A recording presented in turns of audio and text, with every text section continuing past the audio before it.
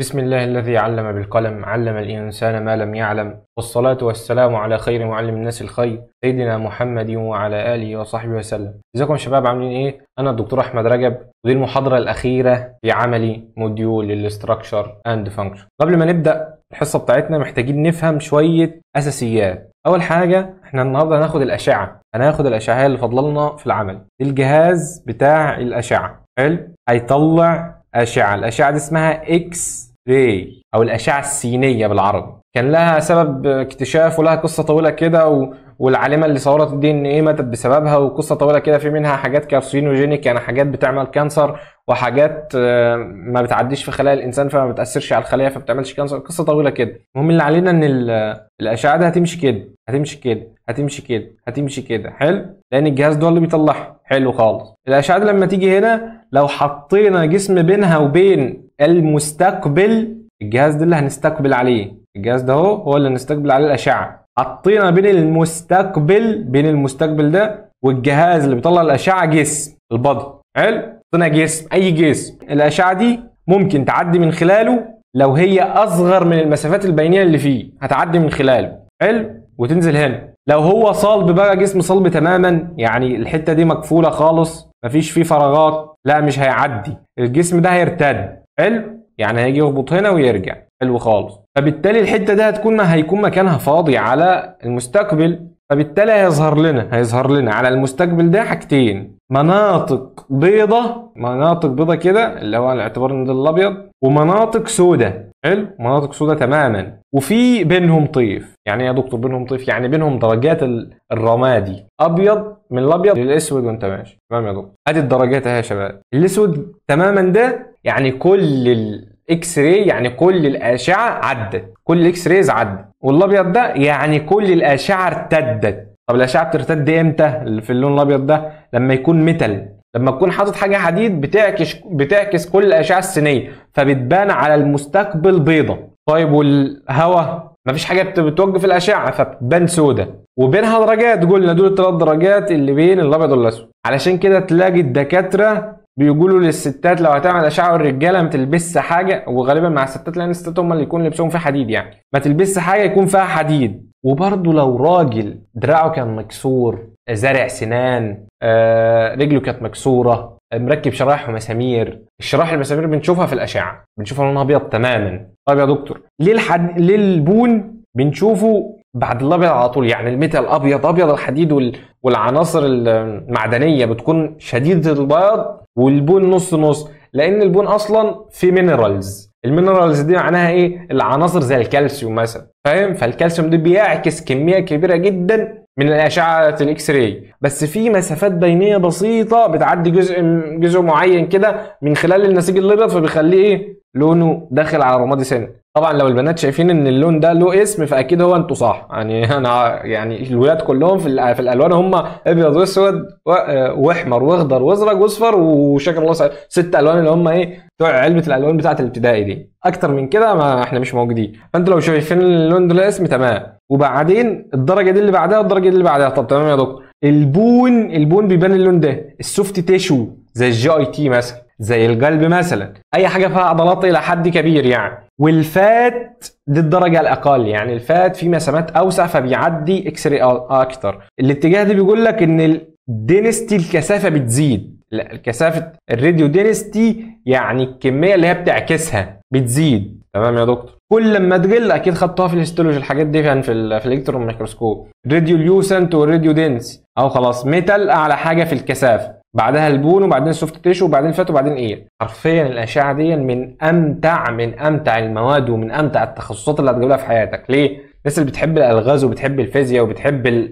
الحنكشه دي هتحبها جدا، لانها عباره عن لغز انت بتقعد تتفنن وتلاحظ والدقه عشان توصل للمرض في الاخر من صوره سبحان الله. هنبدا اول حاجه مع الاكس راي بتاع الابر ليم، وركز معايا انا حرفيا دلوقتي انت اللي هتجاوب. اي حد ذاكر العملي هو اللي هيحل بدماغه من غير مش محتاج شرح اصلا، لاننا هنشوف العظم لونه ابيض، والحتت اللي بارزه فيه لونها ابيض، والحتت اللي واطيه منه لونها اسود، وفي حتت بين العظم طويل هتلاقيها برضو ايه لونها اسود شويه. عشان فيها كارتلج الابيفيزيال بليد. فاكره في اللونج بون اللي هو كان بيسمح بالجروس البرايمري كارتلج في الجوينتس دي بقى. بص هنوديكم نجيبك من هنا وهنا. تمام. الابر ليم هو ايه؟ كان ايه الابر ليم اصلا يا دكتور؟ شولدر والليمب كله من اول الارم والفور ارم الهاند. احنا خدنا الارم والفور ارم يا دكتور، الهاند ما خدناش فيها حاجه، مش هناخد فيها حاجه برضه. طيب نبدا بسم الله. اول حاجه مالكش دعوه، مش عايز يبقى لك دعوه خالص بالاسهم ولا الكلام ده. ده ايه؟ واحده واحده. عارف انت اللي هو لغز انفيك، وده ايه؟ ده اكيد اي حد عارف ان هو القفص الصدري الثوراسيك كيج. تمام يا دكتور. ايه اللي ورا الثوراسيك كيج بعيد عن اللي هي مكتوبه هنا؟ ركز معايا. ايه اللي ورا الثوراسيك كيج؟ بيكون نايم عليه من ورا وفلات بون السكابيولا. حلو خالص. العظمه الصغيره التركوه دي اسمها الكلافيكولا. خلاص اتفقنا. طيب تمام يا دكتور. السكابيولا كان فيها 2 بروسيس صح؟ بروسيس هنا اهو وبروسيس هنا اهو. يا دكتور انا فاكر الاكروميون بروسيس والكوراكويد بروسيس. الهون اكروميون والهون كوراكويد. اقول لك لو افتكرت شويه كمان حاجه بسيطه خالص، كنا مسمين الكلافيكا من هنا دي اللي اسمها الاكروميال اند. الاكروميال اند، فمعنى كده ان هي بتتصل مع الاكروميون. لو تفتكر كنت وريتها لك في ال 3 دي ان بتعمل حاجه اسمها اكروميو كلافيكولار جوين. خلاص عرفنا ان دي الكلافيكا، عرفنا ان دي الاسكابولا ودي الاكروميون. البروسيس الثاني الحته الزايده الثانيه اسمها الكوراكويد اهي يا دكتور. حلو خالص. لان هم عندنا 2 بروسيس، والسباينس بروسيس اللي ورا كده مش هنشوفه من الوجه ده. تمام يا دكتور. قبل اي حاجه عامل لك هنا سهم، فهو بيشاور لك على الحته اللي جوه، مش بيشاور لك على المفصل. لا في الاكس راي لما يعمل لك دايره يبقى بيشاور لك على المفصل، لما يعمل لك سهم يبقى بيشاور لك على حته معينه. حلو يا دكتور خالص. هنا بيشاور لي على حته معينه في عظمه الاسكابيولا هيركب فيها الهيد اوف هيومرس. قصدك يعني تقول يا دكتور ان هي الجل اللي احنا كنا قلنا عليها جل، بس هي مش جل، بس احنا بنفتكرها بجل. جلينويد كافيتي. شاطر. الجلينويد كافيتي صح. خلاص احنا قلنا دي الهيد اوف هيومرس. خلاص امرنا خلصان. الهيد اوف هيومرس عامل لك سهم هنا اهو، عامل لك سهم هنا اهو. فهو الهيد كان فيها ايه؟ يعني لو قلنا ان دي الهيد ممكن نقول ان دي الاناتوميكال نيك، هنا السيرجيكال نيك. انت شايف العظمه بس مش العظمه حاجه، انت شايف الاكس راي بتاعها، فهي نفس المعالم مش هتختلف كتير. ايه يا دكتور؟ دي الجريتر تيوبروستي بتاع الهيومرس. جريتر تيوبروستي. تمام يا دكتور. ده الشافت بتاع الهيومرس. تمام يا دكتور. هل في حاجه احنا قلناها دلوقتي انت مش عارفها؟ ما خدناهاش؟ عارف كل حاجه. طيب بيقول لك هي الصوره دي بتاعتي ايه اصلا؟ الصوره دي بتاعتي ايه اصلا؟ هنقول له دي اكس راي للشولدر جيردل. للشولدر جيردل. حلو يا دكتور. يعني الحزام الكتفي او البيكتورال جيردل، عشان لو جات لك ام سي كيو البيكتورال جيردل مش هتفرق. نقرا بقى الكلام المكتوب. يقول لك ايدنتيفاي اهو ذا تايب اوف راديوجراف. راديوجراف يعني نتيجه الاشعه او الاشعه دي يا دكتور. بيقول لك بلين يعني سطح عادي، دي مش مهم تكتبها. اكس راي ماشي، ده اشعه اكس راي عرفناها من الابيض والاسود. بقيه الحاجات الثانيه يا دكتور بتبان لها تفاصيل ثانيه كده هناخدها، انتم مش عليكم غير الاكس راي في الاناتومي، وهو اللي بيبين العظم ابيض عشان الام ار او الرنين المغناطيسي بيبين العظم اسود وبيبين السوفت تيشو ابيض. مش موضوعنا خالص الكلام ده دلوقتي. للشولدر جيردل. حلو خالص. كوراكويد بروسيس اهو يا دكتور، هو مشاور لنا عليه. نمسح بس الشخبطه دي علشان ايه؟ نشوف هو مشاور على ايه. بس خلاص انت فاهم من غير ما هو يشاور اصلا. فاهم؟ كوراكويد بروسيس. خلاص يا دكتور. لو انت فاكر بقى ان الكوراكويد دي كان يعني ايه؟ ده البوز بتاع الغراب، المنجار بتاع الغراب، الكوراكويد. تمام يا دكتور. طب والاكروميون بروسيس؟ اكروميون هو اللي هيتوصل مع الكلافيكا. ركز، اكروميون هيتوصل مع الكلافيكا. دي كان اعلى حته في الشولدر. حلو خالص. الهيد اوف هيومرس اهو مشاور لك عليها. الهيد اوف هيومرس تحتها النك لو بيشاور لك هنا، بس هو ما بيغيرش المعلومات اللي في الصور. يعني لو الصوره جات لك والسهم دي مكانه، هو بيسال على اللي هو كاتبه.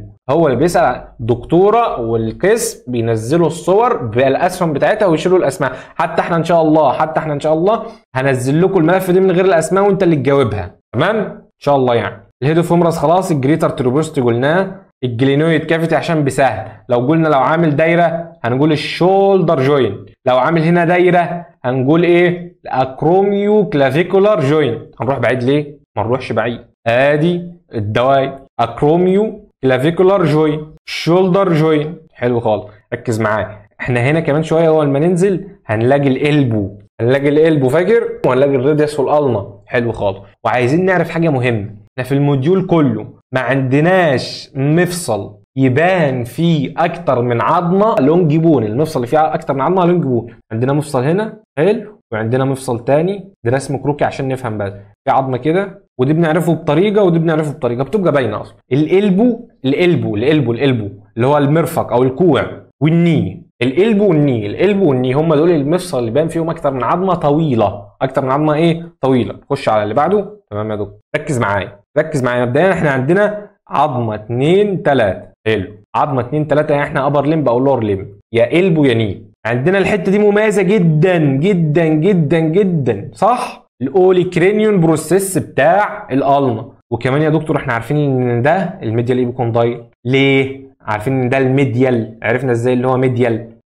علشان الالنا ميديال، والراديوس عرفنا منين ده الراديوس؟ الهيد بتاعتها الجميله، النك بتاعتها الاجمل، التيبروزيتي بتاعها الجميل. حلو خالص. دي بوستيريور. ليه؟ عشان البروسيس والفصه بوستيريور، يبقى دي الفصه بوستيريور اسمها الاوليكرينيون فصه، والاوليكرينيون بروسيس هيقعد فيها، احنا قعدنا فيها 10 مرات. دي الالنا عشان هي اللي بتوصل لفوق، الالنا هي اللي بتوصل لفوق وهي الميديال. الراديوس ما بتوصلش لفوق، اخرها الحته دي. حلو خالص يا دكتور. خلاص قلنا الميديال ايبيكوندايل، اكيد هنا هنقول اللاترال ايبيكوندايل. هو مشاور لك تحت يبقى دي الكابيتولم. لو شاور لك تحت هنا مع انه ما بيشاورش في الوضع ده هنقول التروكليا، فاكر؟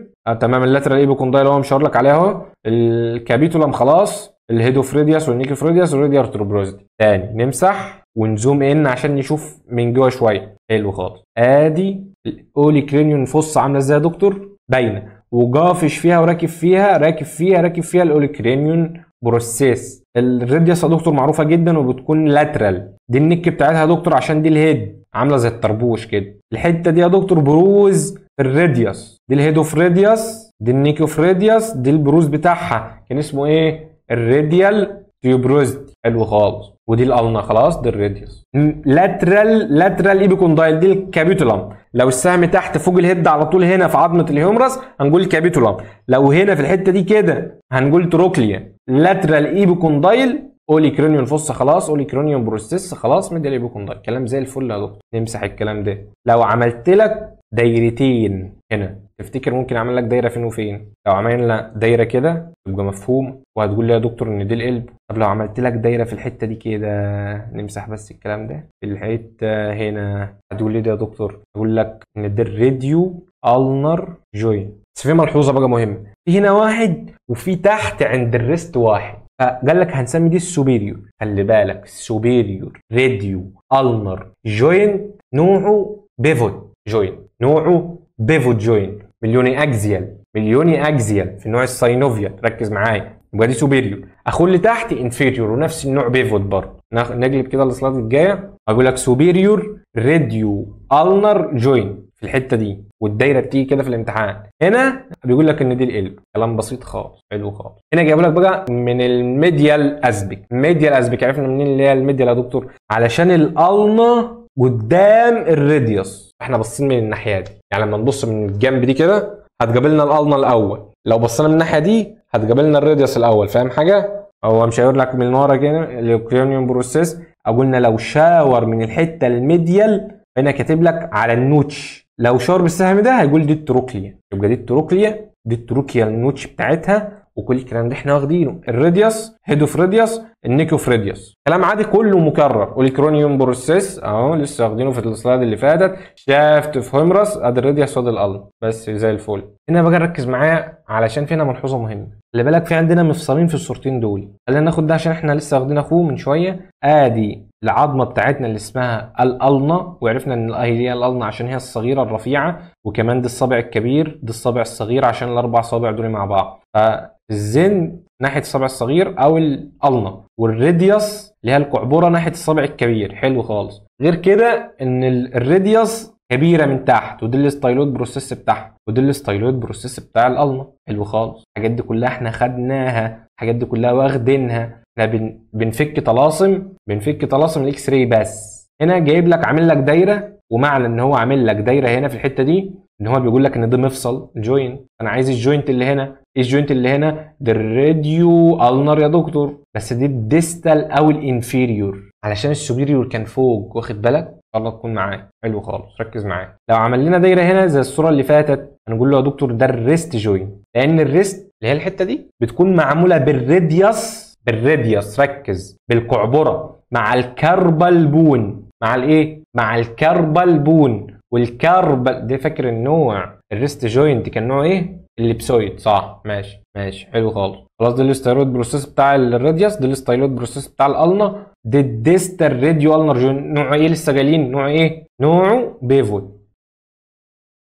والسوبيريور او البروكسيمال، عشان هو كاتب لك هنا الديستال، فلو قلنا هنا دي الديستال يبقى دي البروكسيمال، او دي السوبيريور ودي الانفيريور، عادي خالص، خليك ايه الدنيا واسعه معاك. والاثنين دول نوعهم بيفوت. حلو خالص يا دكتور. خلاص لسه جايين ده الريست جوينت اللي بتعمله الراديوس مع الكاربال بون، فممكن نقول على راديو كاربال جوينت. حلو خالص. دي لاترال فيو للجوينت. عرفنا منين دي الهاند او عرفنا منين دي الريست؟ لان هو المفصل الوحيد اللي هنا ده اولا، ثانيا دي الصوابع بتاعت الايد، فخلاص هو الريست جوينت. لاترال فيو بتاع الريست جوينت عشان الصوابع اهي، ودول عظمتين. خلي بالك في عظمه، شفت لما العظمتين جم ورا بعض بقى شد بياض ازاي؟ واخد بالك؟ شايف لي الحته اللي فوق دي؟ لو انت كنت مركز في اول صوره كنت هتلاقي السوفت تيشوز نفس اللون دي كده شويه. وخلي بالك الصور دي بيتعمل عليها تاثيرات عشان تبقى اوضح للدكتور. شايف الحته دي المتربه شويه دي مش متربه، دي معمول تاثيرات علشان الحته دي تختفي شويه عشان احنا عايزين عظم دلوقتي. فاهم حاجه؟ طيب لو قلت لك بقى ان في عظمه زي دي كده، عظمه حلوه زي دي،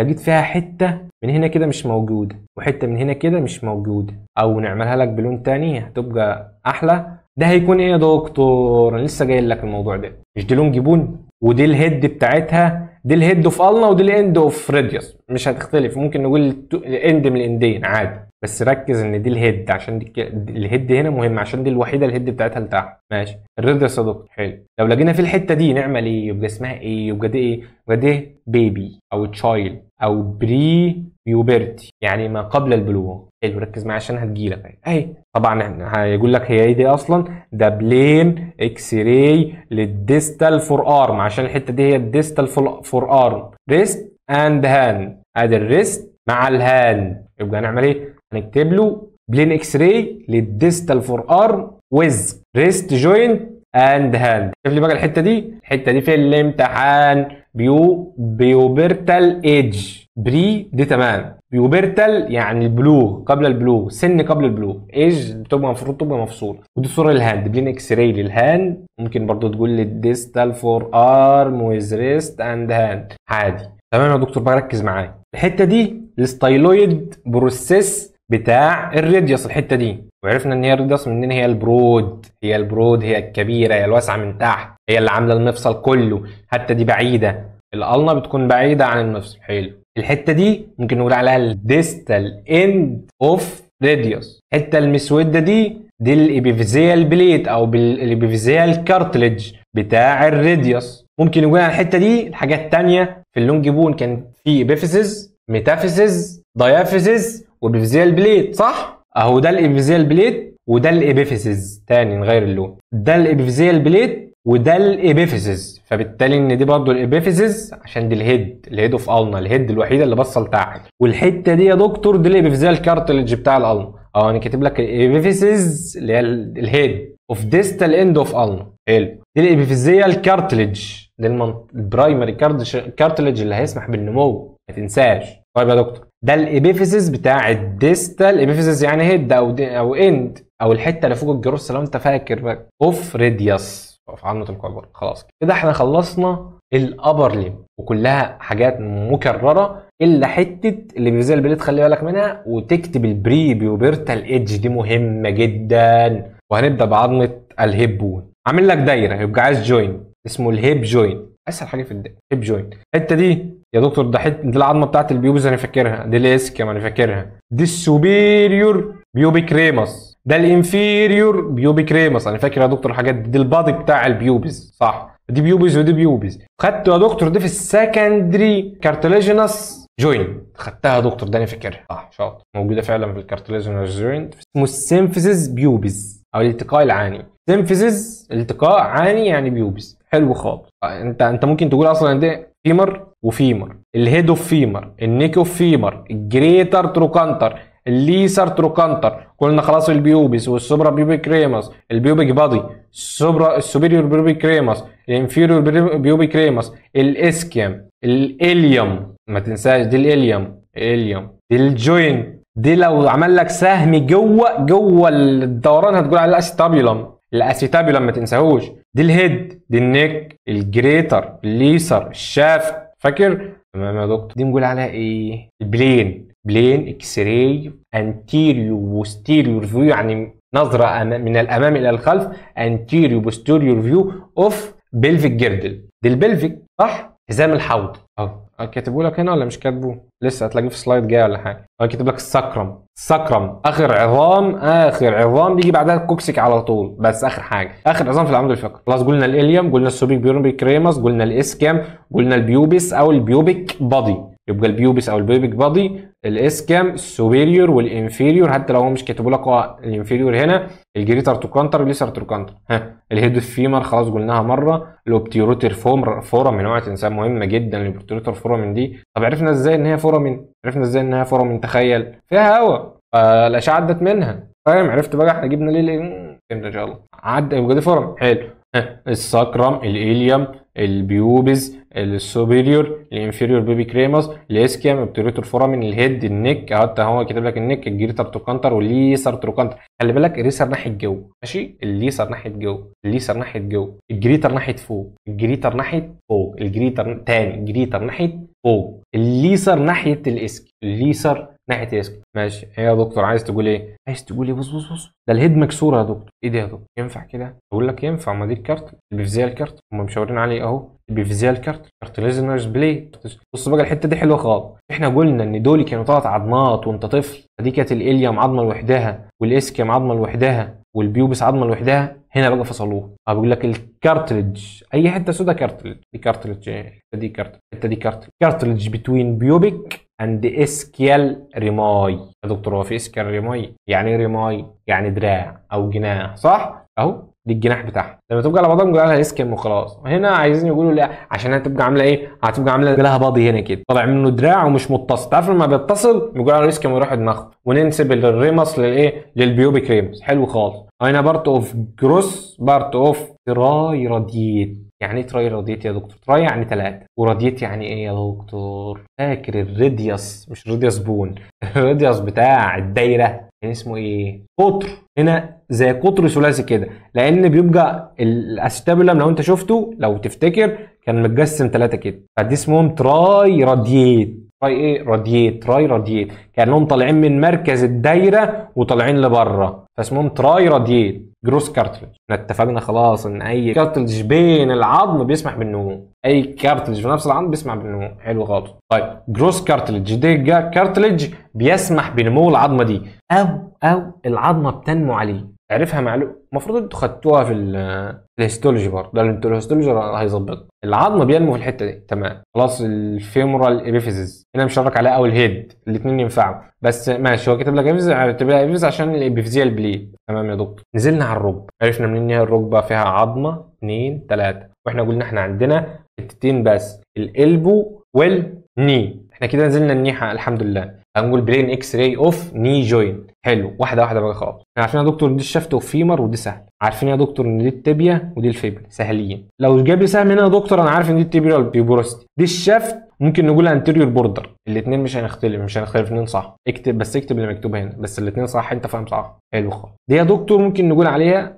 ككل دي الهيد اوف تبيه. ماشي يا دكتور. الحته دي منها ميديال. عرفنا ميديال ازاي يا دكتور؟ عشان الفيبولا لاترال، الفيبولا لاترال. الحاجه الثانيه في هنا لون ابيض غامض، دي الباتيلا، فبالتالي بيقول لك ان دي الانتيريور سيرفيس. انتيريور سيرفيس. الباتيلا بتكون او الصابونه بتكون في مقدمه القدم، في وش الرجل من قدام. يا دكتور انت هتقول لي دلوقتي يا دكتور انت قلت لي ايميننس دي بيبان من ورا. بيبان من ورا او لو بصيت من فوق. عندنا الجوينت اهو، العظمه اهي، لو بصينا من هنا مش هنشوف الايميننس. طب لو بصينا كده من الفيو ده هنشوف الايميننس عادي خالص. فهمت ان شاء الله تكون فهمت. حلو خالص. واحده واحده معايا بقى. خلاص دي ني جوينت ككل، دي الفيبولا والهيد بتاعتها، دي الشفت بتاعها. خلصنا. دي ما خدناش في العملي لان ما فيهاش حاجات مميزه خالص، غير ما خدناش في البتاع لان ما جاتش في الملف، وما فيهاش اي حاجه مميزه اصلا. هتلاقي الاند والشفت والابيفيزيال بليد بتاعها، واللي هي بتعمل اللاترال مايولس بس، اللي هو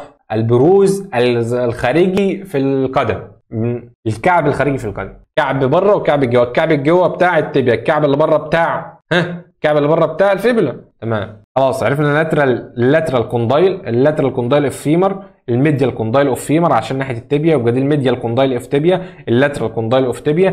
طب ركز معايا، شايف لي الايميننس اللي احنا كنا واخدينه هنا؟ اخترعوا بقى اختراع جديد، قال لك ركز معايا. يعني شايف ان الايميننس ده فيه حته بروز اهو وفي حته بروز اهو، فده على بعضه اسمه ايه؟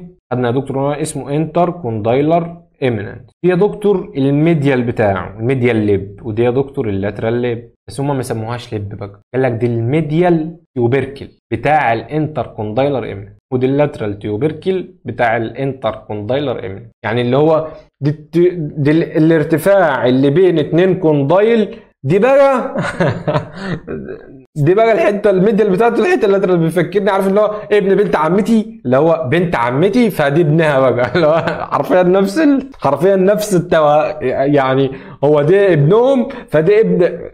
ان شاء الله تكون فاهم. ماشي، يقول لك هو الميديال واللاترال انتر كوندايلر تيوبركل بتاع الانتر كوندايلر ابن. كلام ملوش لازمه والله. قلنا ان دي الباتيلا خلاص، الميديال كوندايل اوف فيمر، اللاترال كوندايل اوف فيمر، الميديال كوندايل اوف تibia، اللاترال كوندايل اوف tibia هم مش حاطين لك عليه سهم، وممكن يكون في السلايد الجاي حاجه. الهيد اوف فيبولا، هيد اوف فيبولا عشان دي الفيبولا، الشافت اوف فيبولا، الشافت اوف tibia، او ممكن نقول انتيريور بوردر، بس اكتب اللي مكتوب هنا وخلاص. ميديال كوندايل خلاص كده، دي خلاص. حلو، هنا جايبها لك بقى ايه؟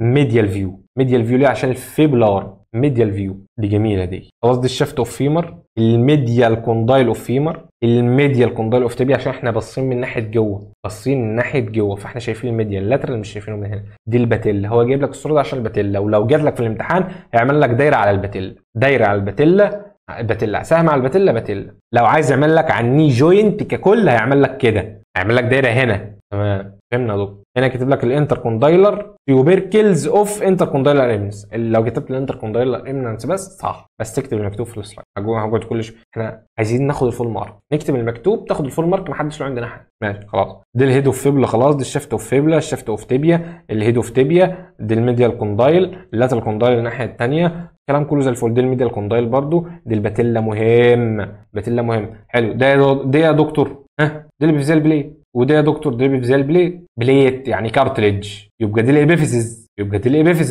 يبقى دي الشاف، دي الباتيلا. خلي بالك الحته البيضاء اللي بزياده شويه دي الباتيلا. الشافت وانت طالع كده، وانت طالع الفيبولا بص عامله هنا ازاي، دي الفيبولا، ده الشافت اوف tibia. حلو، نقرا بقى اللي مكتوب. بلين اكس راي اوف انتيريو بوستيريور، يعني من قدام لورا، انتيريو بوستيريور يعني من قدام لورا، بوستيريو انتيريور يعني من ورا لقدام، مش هتفرق كتير. او انتيريو بوستيريور فيو اوف ذا ني. الطفل او في ولد عنده 14 سنه، عنده 14 سنه. واحد هيقول له يا دكتور ما الكلام اللي انت بتقوله ده زي الفل، بس في حاجه قلت لنا البري بيوبرتال ايدج. 14 سنه ده يا دكتور يعني بيوبرتي، يعني خلاص بلغ يا دكتور 14 سنه، ده بقى راجل يا دكتور، ده احنا هنجوزه بعد كده. حملك علي.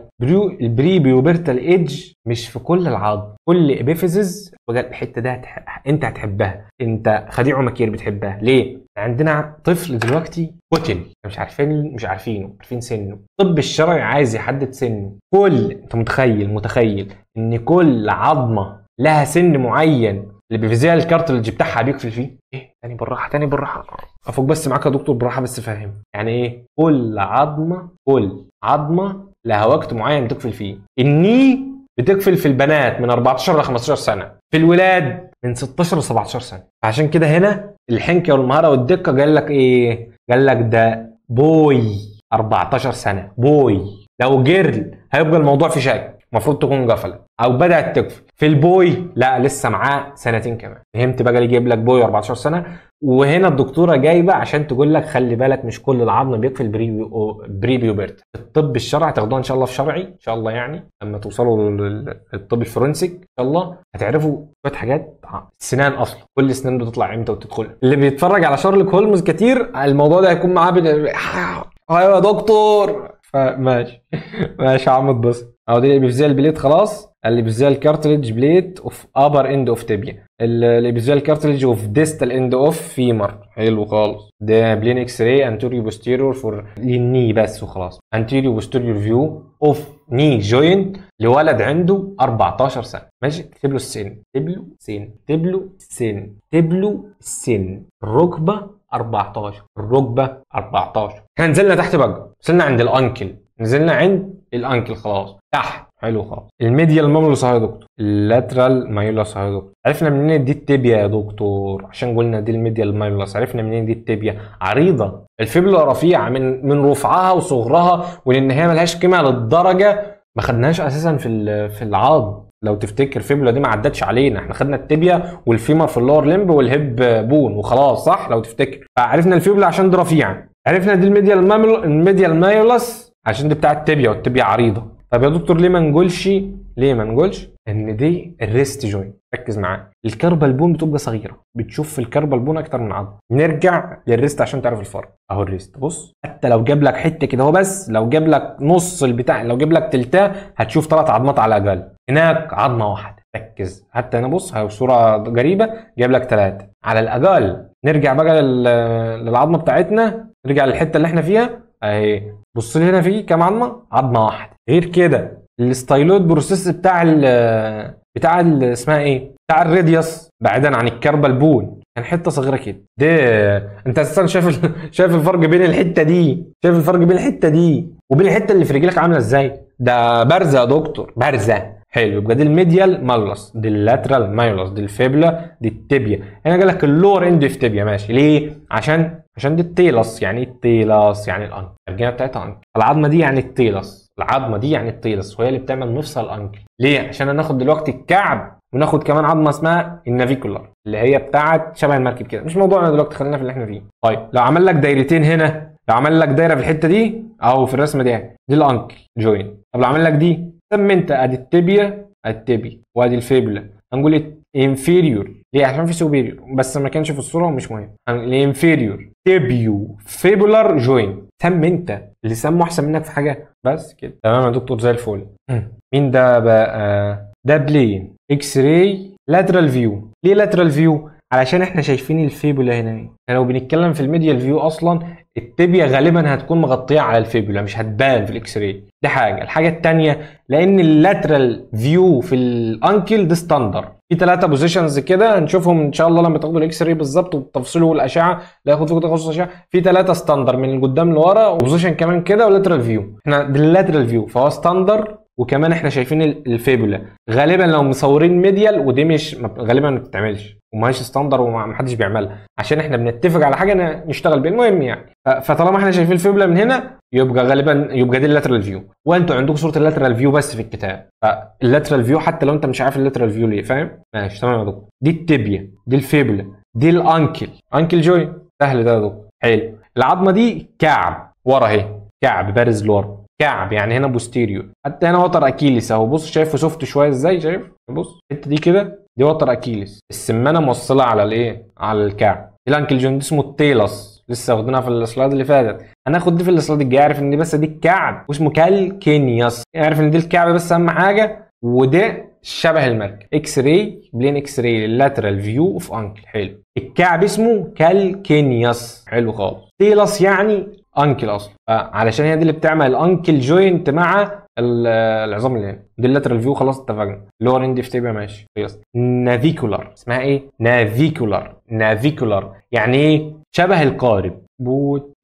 شكل القارب، شكل المركب اهي الحته دي كده. عارف الناس اسمها نافيكولار. تيلس يعني انكل، كالكينيوس يعني كعب. هناخد بقيت عظم الترزلبون وبقيت عظم الكربلبون ان شاء الله الموديول الجاي في الماسكولوسكليتال. حتى هم عاملين لها تحشيش. خلاص عرفنا يا دكتور ان دي خلاص يا دكتور عرفنا ان دي الابيفيزيال بليد، دي الابيفيزيس، ودي الابيفيزيال بليد بتاع الفيبولا، دي الابيفيزيال بليد التibia. خلاص يا دكتور ادي التيلس. خلاص يا دكتور نشوف هو كاتبين ايه. anterior posterior view، او عشان احنا شايفين العظمتين تاني. هنا شايفين العظمتين، هنقول لنا anterior posterior view of ankle. حلو. هنا شايف من الجنب، هنا هنقول ده plane of lateral view of ankle. دي lateral view برضه او lateral view، ما تنساش الاتجاه. ماشي. كالكينيوس وتيلس ونافيكولار. حلو خالص. ودي اللاترال. تمام يا دكتور. دي الانتيريور بوستيريور فيو اوف انكل بري بيوبرتال ايج، قبل سن البلوغ. تقفل امتى؟ تضاف الشرعي بري بيوبرتال.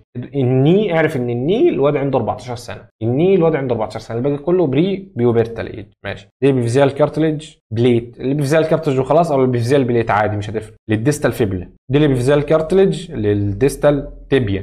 تمام يا دكتور، ركز معايا بقى. دي جايب لك اكس راي للدماغ، للجمجمه بالرقبه. اول حاجه اعمل لك سهم في الحته دي السكال كل دي الجمجمه، واعمل لك سهم في الحته دي كله الماندبل. هنا ممكن نقول دي الانجل اوف ماندبل، خدناها قبل كده. عايز تقول الماندبل تمام، بس هو هنا حاطط لك عند الانجل بالظبط، يبقى دي الانجل اوف ماندبل. حلو خالص. عايزين نعرف ان ترتيب الفقرات دي سي 1، دي سي 2، دي سي 3، دي سي 4، دي 5، دي 6، دي 7. نجيبها من تحت. رقم 8 هنا هو مشاور برقم 8، دي السباين رقم 6، يعني 1 2 3 4 5 6، دي السباين رقم 6. السباين بتاعت الفقره رقم 6، يعني سباين اوف تي 6. وهو حاطط لك 8، يعني بص اخر ال8 اللي في التاني. طب ورقم 7؟ لا ده يا دكتور ده البادي بتاع سي 4، البادي بتاع سي 4. نكتبه اوف هنا. طب يا دكتور 6 دي مشاور على ايه؟ مشاور لك على حته الفراغ اللي بين العظمتين. قلنا غالبا اللي بين العظم دي كارتليج، سواء كانت عظمه طوليه او عظمه او عظمات كذا عظمه. دي السكندري كارتليج يا دكتور، كارتليج جوين. دي اللي بين الفرتبري اللي كان اسمه انتر فيرتبرال ديسك بتاع، او الانتر فيرتبرال سبيس، فراغ، ديسك او سبيس. ليه؟ عشان الحته دي باين انها فاضيه. فدي رقم كام يا دكتور؟ ممكن نقول ان الفراغ او الديسك بيتسمى على اسم العظمه اللي قبله اللي هي سي 3، فنقول دي الانتر فيرتبرال ديسك او الانتر فيرتبرال سبيس رقم 3. السيرد انتر فيرتبرال ديسك او سبيس. ممكن نقول يا دكتور نعد، ادي 1 2 3، فهو كده احنا هنوصل في الاخر ان هو رقم 3. حلو يا دكتور، خلاص قلنا البادي وقلنا الانتر. رقم 5 مشاور على ايه هنا؟ مشاور على سباين. طب ليه يا دكتور مشاور على سباين؟ وهنا مشاور على سباين برضو تقريبا، بس ده اسم مميز شويه علشان كده مشاور لك على اختها اللي قدام. طب ليه يا دكتور هو مهتم بالعظمتين دول بالذات؟ عشان العظمه دي اسمها اطلس والعظمه دي اسمها اكسس، عظمه اسمها المحور وعظمه اسمها اطلس. فالاثنين دول اسمهم ارشز. الاطلس عنده ارش، الاطلس عنده ارش. سي 1 عندها ارش، يبقى 2 و3 دي الانتيريور وبوستيريور ارش اوف اطلس. طب والاكسس مشاور على ايه في الاكسس يا دكتور؟ نمسح الكلام ده عشان نشوف يا دكتور. مشاور على ايه في الاكسس؟ اللي هي السي 2، على السباين بتاعتها. وهنا يا دكتور طيب رقم 1 دي مشاور على ايه؟ دي مشاور على السكال ككل. ممكن نقول ان هو مشاور على السكال ككل، وممكن نقول ان هو مشاور على الحته الفاضيه اللي في السكال، الحته الفاضيه اللي في السكال. والسكال من الحته دي فيها عظمه هنا بيبقى بروز شويه كده اسمه ماستويد بروسيس، بيكون في شويه فراغ هواء بيحاول يخفف في حجم الجمجمه. ماستويد اير سبيس، يبقى رقم 1 اسمه ماستويد اير سبيس. حلو. سي 1 عرفنا ان اسمها اطلس وعندها ارش، لو شاور لك قدام يبقى انتيريور ارش، ورا يبقى بوستيريور ارش. حلو تمام، بوستيريور ارش. انجل اوف مانديبل رقم 4، انجل اوف مانديبل. رقم 5 السباين اوف اكسس، السباين رقم 5 السباين اوف اكسس اللي هي رقم 2. طيب الانتر فيرتبرال سبيس او ديسك رقم 3، انتر فيرتبرال ديسك سبيس رقم 3، دي الفراغ بتاع الديسك. السي 4 البادي بتاع السي 4، ادي السي 4 مش هقول لك عليه. السباين بتاع الفقره رقم 6. احنا عادين السيهات والكده. تمام يا دكتور. ديكس راي انتيريور بوستيريور فيو للسكال، عارفين ان دي الجمجمه واضحه زي الشمس، اسنانها اهي والدنيا حلوه يعني. فبيقول لك اهو دي السؤال بيقول لك ايدنتيفاي الفيو والريجون اللي في الراديوجرافي. دي الهيد ماشي اهو، بلين اكس راي انتيريور وبوستيريور فيو اوف ذا سكال. حلو خالص، ركز معايا بس وبالراحه كده. احنا هنخلص السكال وبعدين نقرا اسهل. يلا واحده واحده معايا، واحده واحده معايا. فرونتال بون الفرونتال ساينسز او الفرونتال اير ساينس، فرونتال ساينس. عرفنا ان يا دكتور ما فراغات هواء اهي، الحته دي فراغات هواء. دي الاوربيتال كافيتي، ماشي يا دكتور. دي النوز كل كده، الحته دي على بعضها دي النوز. هنا النيزل سبت الحاجز الانفي، يبقى دي النوز النيزل كافيتي ودي النيزل سبت. حلو. دي الماندبل، دي البادي اوف ماندبل، الحته دي كده دي البادي اوف ماندبل، دي الانجل اوف ماندبل. تمام يا دكتور، كلام زي الفل. ده عظمه المجزله الفك العلوي. خدنا في النيوماتيك بون ان المجزله فيها اير ساينسز اهي، دي الاير ساينسز بتاعتها. الاير ساينس دي